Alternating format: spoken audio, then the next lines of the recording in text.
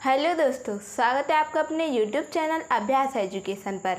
और आज की हम अपनी क्लास में छोटी और बड़ी भिन्नों को पहचानना बताएंगे कि हम छोटी और बड़ी भिन्नों को कैसे पहचान सकते हैं, वो भी बिना भाग दिए।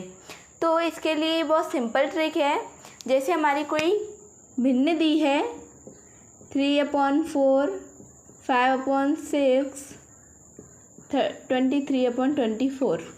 इसमें से हमें आरोही क्रम में लगाना है, यानी बढ़ते हुए क्रम में।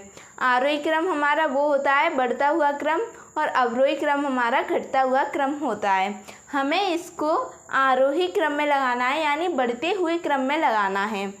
तो हम किसी भी संख्या को बढ़ते हुए क्रम में कब लगा पाएंगे?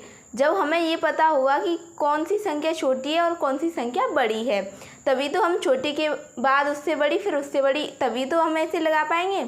लेकिन अभी भिन्नों में हमें ये नहीं पता है कि कौन सी छोटी है और कौन सी बड़ी है, तो हम इसे कैसे लगा लेंगे? तो इसे पता करने के लिए ये एक बहुत सिंपल ट्रिक है।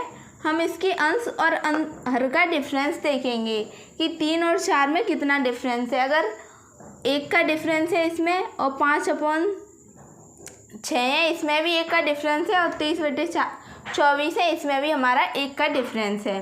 तो जब हमारे इन भिन्नों के अंश और हर का डिफरेंस सेम होता है, तो फिर हम भिन्नों के अंश देखते हैं कि कौन सी वाली संख्या का अंश बड़ा है।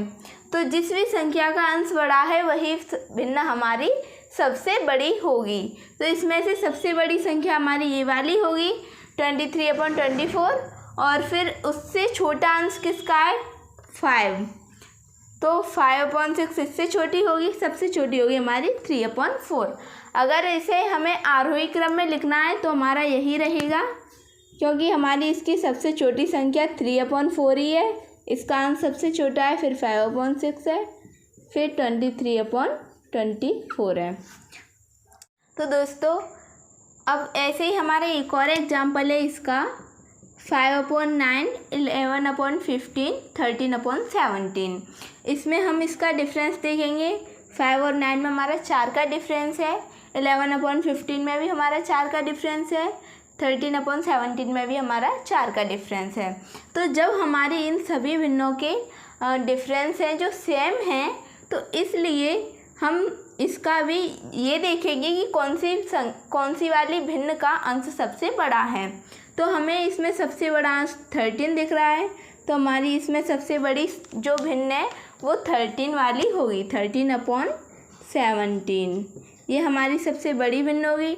उससे छोटी 11/15 और सबसे छोटी 5/9। तो इस प्रकार हम छोटी और बड़ी भिन्नों को पता कर सकते हैं कि जब हमारे अंश और हर का डिफरेंस सेम हो। लेकिन अगर हमें कोई ऐसा क्वेश्चन आ जाए जिनकी डिफरेंस सेम ना हो, तब हम उन्हें छोटी और बड़ी भिन्नों को कैसे पहचानेंगे? तो इसके लिए हमने ये क्वेश्चन लिया है 4/7, 9/11 और 17/12। तो 4 और 7 में कितने का डिफरेंस है? 3 का।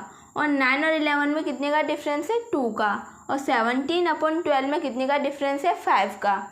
तो इनके डिफरेंस सेम नहीं है, यानी अलग अलग हैं।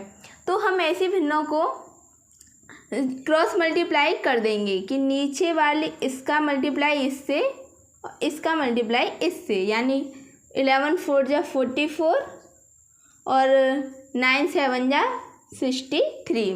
तो हमारी इसमें से कौन सी वाली संख्या है जो बड़ी है? तो 63, इसलिए हमारी ये वाली भिन्न बड़ी है। तो अब हमने ये पता कर लिया कि हमारी ये वाली भिन्न बड़ी है, तो हमें देखनी है सबसे बड़ी भिन्न। तो इसके लिए हम ये 9/11 है। अब हम ये तो हमारी छोटी है और ये हमारी बड़ी है, तो हम इसमें और इसमें कंपैरिजन करेंगे कि 9/11 और 17/12 हम इनका मल्टीप्लाई करेंगे। 12 9 = 108, और हम 11 का मल्टीप्लाई इसमें करेंगे तो 7 और 1 कैरी आएगी, और 11, ये आ गया हमारा 108 और ये आ गया हमारा 127।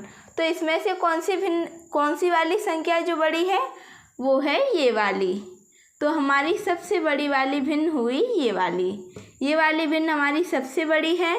उससे छोटी हमारी ये वाली भिन्न है 108 वाली, ये वाली, और सबसे छोटी हमारी ये वाली भिन्न है। तो इस प्रकार जब हमारे भिन्न ऐसी होती हैं, उनके आंसर हर के डिफरेंस अलग अलग होते हैं, तो हम उनका क्रॉस मल्टीप्लाई करके देख लेते हैं कि जिस भी भिन्न का जो है गुणा वो कम आता है वो हमारी फ्रैक्शन छोटी होती है, और जिसका ज़्यादा आता है वो हमारी फ्रैक्शन बड़ी होती है। उम्मीद करती हूँ आपको हमारी ये वीडियो अच्छी लगी हो, तो चैनल को सब्सक्राइब करें, वीडियो को लाइक करें। Thank you.